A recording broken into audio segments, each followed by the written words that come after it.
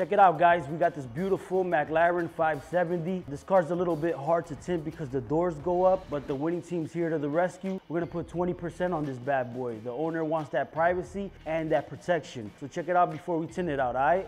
Winning.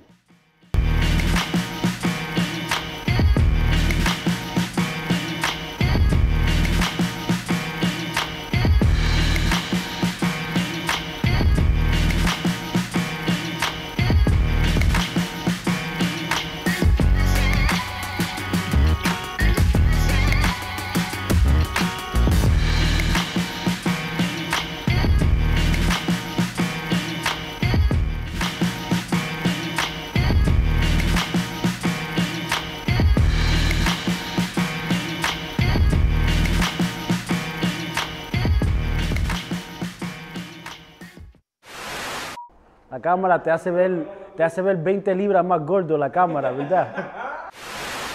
All right, guys, there it is. We just finished tinting the McLaren 570S. He ended up getting 20% carbon on the doors and the back half. And he also tinted out these little side markers right here and the back ones.